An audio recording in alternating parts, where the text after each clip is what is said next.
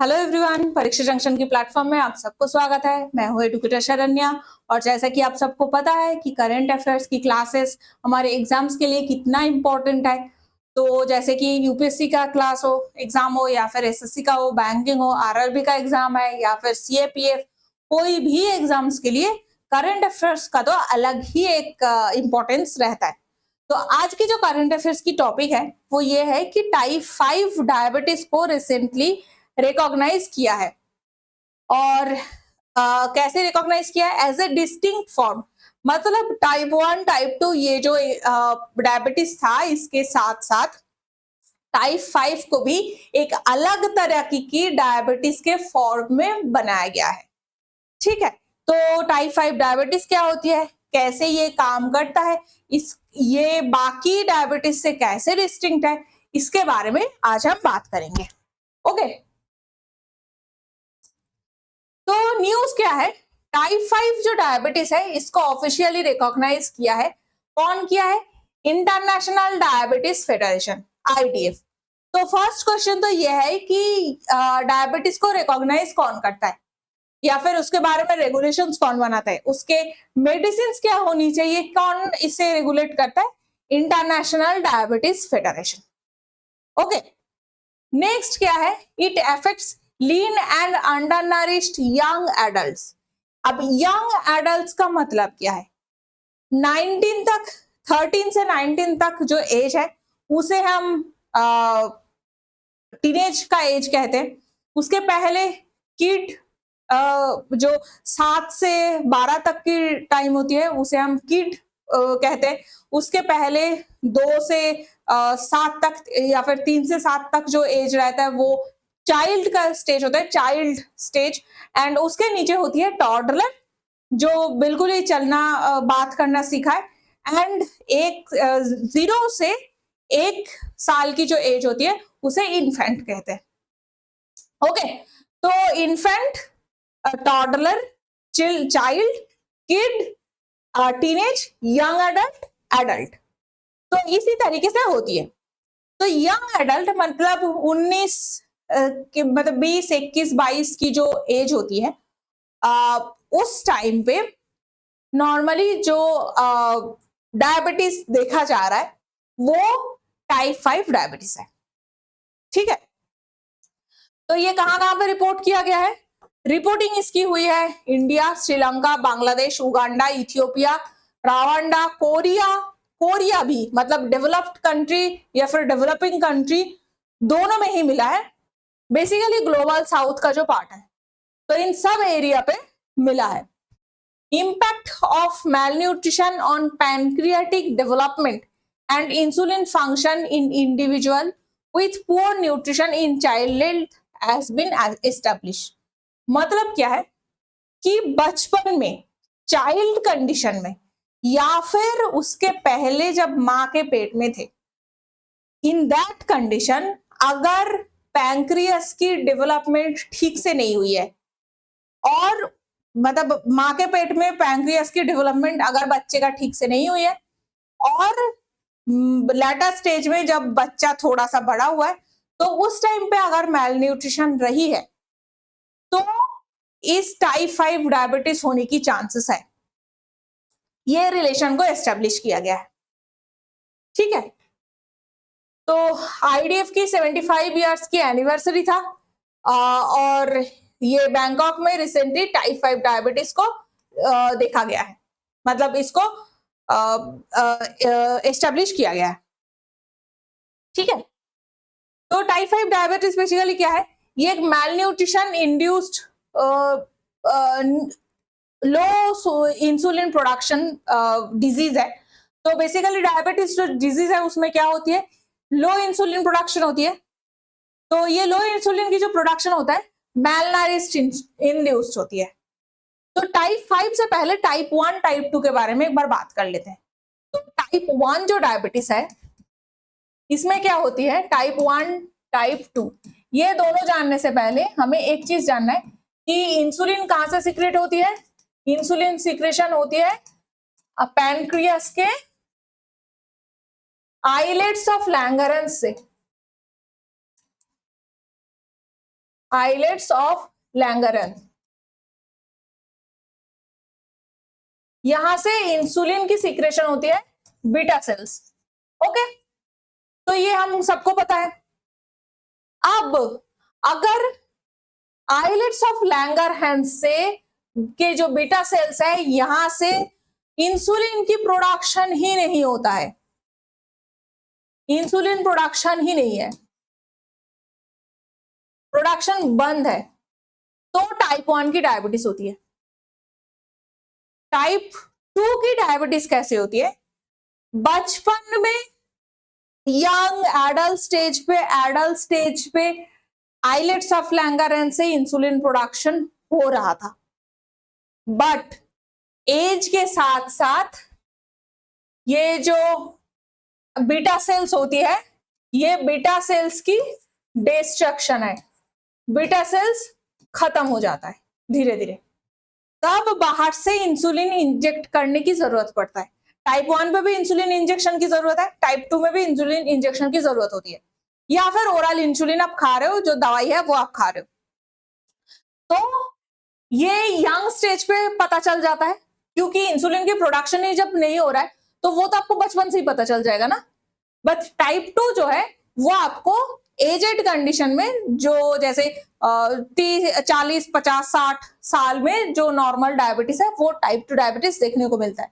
ठीक है, इसमें क्या है कि जो जितना एजिंग हो रहा है उसके साथ साथ आइलेट्स ऑफ लैंगरहैंस के जो बीटा सेल्स है वो खराब हो रहा है।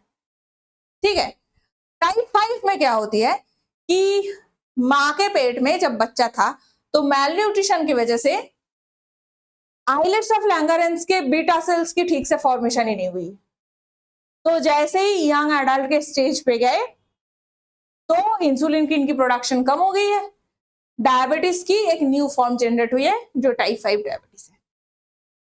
ठीक है, तो आई होप इतना समझ में आ रहा है टाइप 1 टाइप 2 में डिफरेंस क्या है एंड टाइप 5 अलग कैसे है। तो एफेक्ट किसे करते हैं? मैलनरिश्ड टीनेजर्स को करते हैं, यंग एडल्ट्स को करते हैं, इन लो एंड मिडिल इनकम कंट्रीज। तो लो एंड मिडिल इनकम कंट्रीज में क्यों है? क्योंकि लो एंड मिडिल इनकम जो कंट्रीज है वहां पे लोगों की जो इनकम होती है, रोजगार है, वो बहुत ज्यादा नहीं है। तो रोजगार अगर नहीं है ठीक से तो सब घर पे सबसे ज्यादा डिप्राइव्ड कौन रहता है? मम्मी रहती है।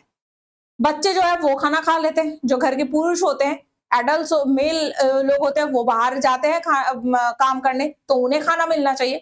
खाना किसे नहीं मिलता? मम्मी को नहीं मिलता।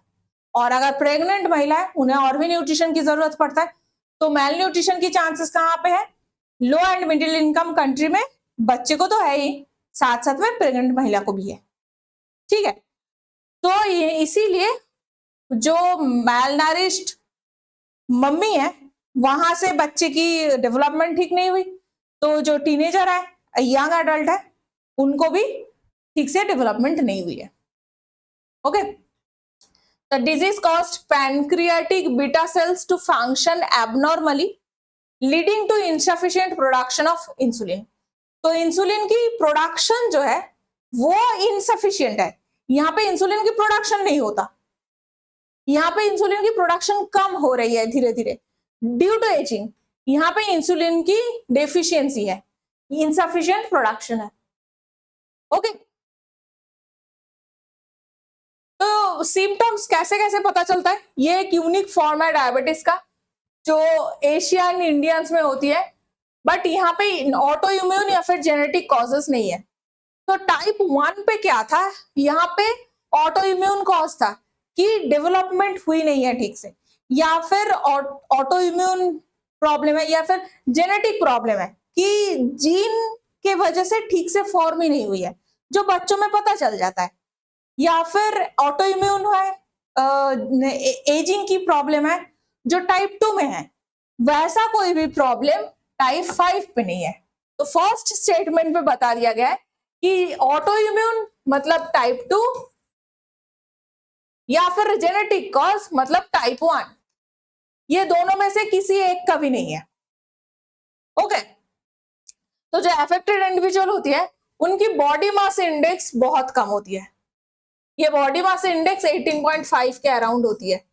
नॉर्मल इंडिविजुअल में 20 के ऊपर होती है, 20, 21 ऐसे रहता है, बट जो अफेक्टेड है उनके बॉडी मास इंडेक्स बहुत कम है, और इससे पता चलता है दे आर मैलनरिश्ड। तो कैसे पता चलता है? बॉडी मास इंडेक्स से पता चलता है कि मैल न्यूट्रिशन है। तो इंसुलिन की सिक्रेशन जो है वो बहुत कम होती है, much lower than type 2 diabetes. तो टाइप 2 डायबिटीज से बहुत कम होती है, एंड ऑलमोस्ट टाइप 1 डायबिटीज के सिमिलर है, बट टाइप 1 डायबिटीज में तो इंसुलिन की प्रोडक्शन ही नहीं होती है ड्यू टू जेनेटिक प्रॉब्लम, ठीक है। बट इसमें ना जेनेटिक प्रॉब्लम है, ना कोई ऑटो इम्यून प्रॉब्लम है। तो जो लिवर की प्रोडक्शन होती है एंड ग्लूकोज रिलीज होती है ब्लड में, वो भी कम होती है।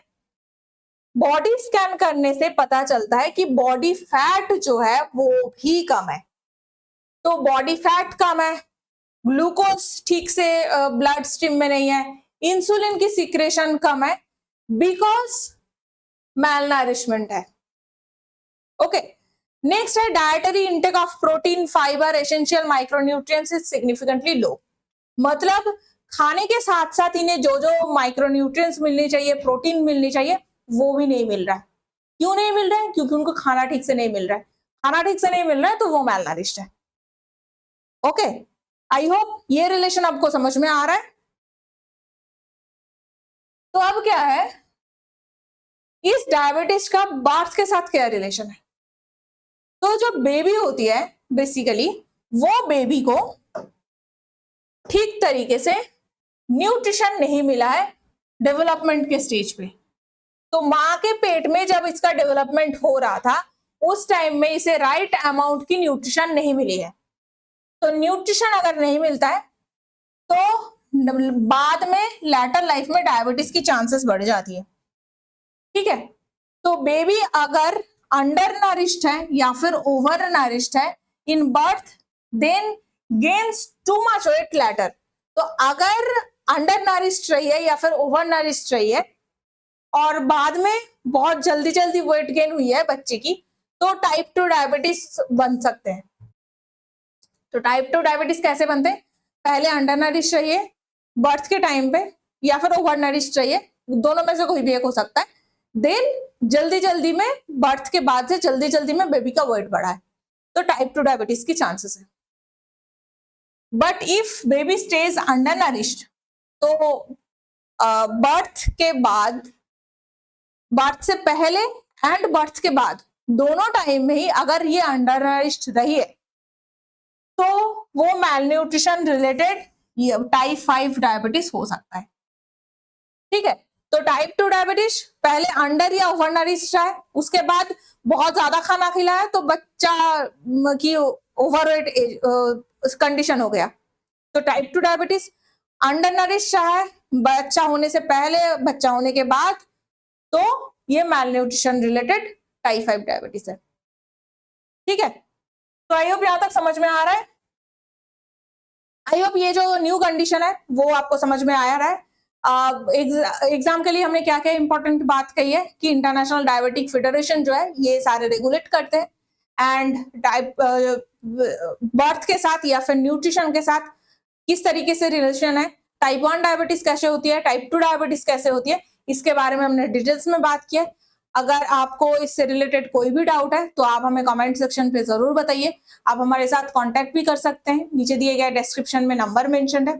इसके अलावा परीक्षा जंक्शन यूट्यूब के साथ साथ Facebook, WhatsApp, Telegram, Twitter, thread, ये सारे प्लेटफॉर्म में मौजूद है। आप किसी भी प्लेटफॉर्म में या फिर सारे प्लेटफॉर्म में हमारे साथ जुड़ सकते हैं।